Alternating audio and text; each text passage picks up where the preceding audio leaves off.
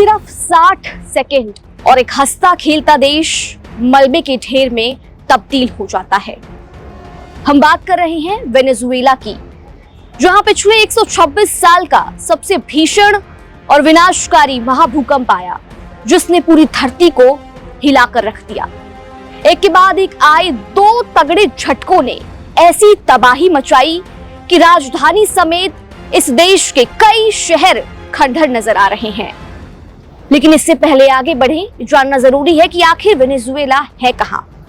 आपको बता दें, वेनेजुएला कोई शहर नहीं बल्कि दुनिया के दक्षिणी अमेरिका महाद्वीप यानी कि साउथ अमेरिका कॉन्टिनेंट के उत्तरी हिस्से में स्थित एक बेहद खूबसूरत और बड़ा प्यारा सा देश है। कैरेबियन सागर और अटलांटिक महासागर की सीमाओं से घिरे इस देश की राजधानी का नाम कराकस है। भारत से हजारों किलोमीटर दूर दुनिया के इस हिस्से में जब कुदरत का कहर टूटा तो पूरा का पूरा देश दहल उठा। पहले आप ये तस्वीरें और वीडियो देखिए।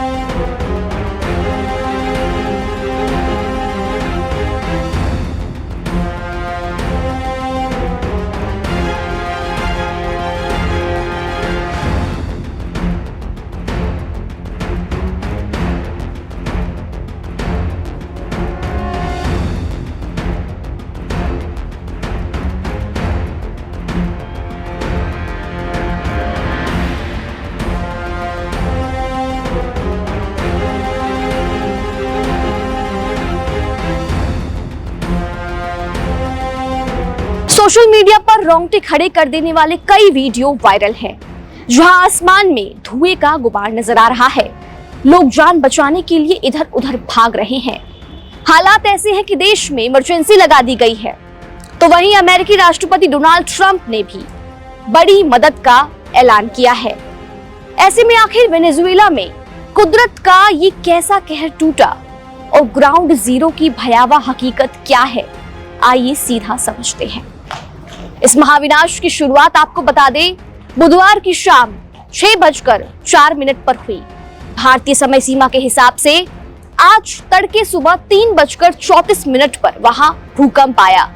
पहले भूकंप की तीव्रता 7.2 दर्ज की गई।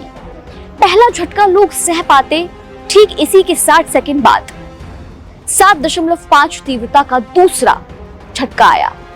इन दो झटकों ने वेनेजुएला को पूरी तरह तहस नहस कर दिया।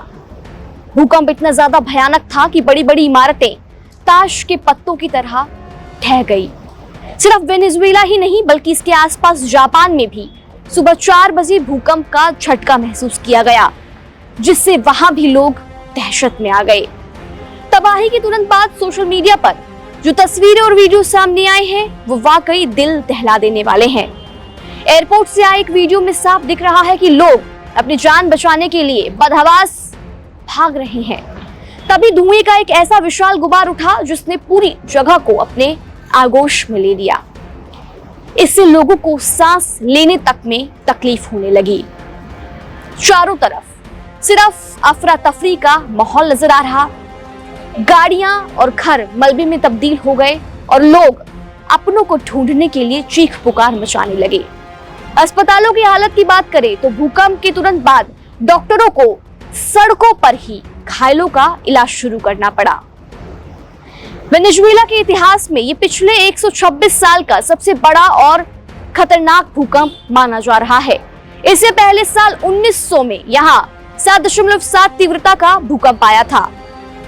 वहीं अगर मौतों की बात करें तो आधिकारिक तौर पर तो मौतों का आंकड़ा सामने नहीं आया है, लेकिन जिस हिसाब से जमीनी हकीकत और मलबे का दायरा देखा जा रहा है, आशंका जताई जा रही है कि मौतों का आंकड़ा 10,000 से लेकर 1 लाख तक पहुंच सकता है। जी हाँ, कई सोशल मीडिया रिपोर्ट्स और दावों में इसके 10,000 से 20,000 पार होने की अटकलें हैं, तो कुछ दावों में कहा जा रहा है कि मौतों का आंकड़ा 1 लाख छू सकता है। हालात देखते हुए देश में आपातकाल जो है वो घोषित कर दिया गया है। डॉक्टरों और नर्सों को तुरंत ड्यूटी पर तैनात होने को कहा गया है। सुरक्षा कारणों से एयरपोर्ट, रेलवे, स्कूलों को पूरी तरह से बंद कर दिया गया है। साथ ही तटीय इलाकों में सुनामी का अलर्ट भी जारी किया गया है। इस महासंकट के बीच अमेरिकी राष्ट्रपति डोनाल्ड ट्रंप ने वेनेजुएला को हर संभव मदद का ऐलान किया है। ट्रंप ने सोशल मीडिया पर लिखा है कि अमेरिका मदद के लिए पूरी तरह तैयार और सक्षम है। ट्रंप ने कहा है कि अपने सभी सरकारी एजेंसियों को तुरंत एक्शन मोड में आ जाएं और उन्होंने बताया है कि रिपोर्ट अच्छी नहीं है और ऐसे में हम अपने दोस्त देश के साथ मुश्किल वक्त में जरूर खड़े रहेंगे। अब सवाल ये है कि ये भूकंप इतना ज्यादा विनाशकारी कैसे साबित हो गया। दोस्तों 7.5 तीव्रता का भूकंप 6.5 की तुलना में करीब 32 गुना ज्यादा ताकत से धरती को हिलाता है। यही वजह है कि इमारतें, सड़कें, पुल इसे झेल नहीं पाते। सबसे बड़ा खतरा इसके बाद आने वाले आफ्टर शॉक से होता है, जो पहले से कमजोर हो चुकी इमारतों को कभी भी गिरा सकता है। इसीलिए सरकार ने लोगों को तुरंत घरों में लौटने से सख्त मना किया था। कुदरत की इस भयानक कहर ने वेनेजुएला को एक ऐसे दर्द में धकेल दिया जिससे उबरने में उसे अभी लंबा वक्त लगेगा। राष्ट्रपति ने राष्ट्र के नाम संबोधन में मृतकों के परिवारों के प्रति गहरी संवेदना जताई है और साफ किया है कि राहत और बचाव कार्य में सरकार अपनी पूरी ताकत झोंक रही है। इस विनाशकारी आपदा और वेनेजुएला की हालत पर आपकी क्या राय है? अगर आपका कुछ कहना है तो कमेंट बॉक्स में अपनी बात जरूर लिखकर जाएं।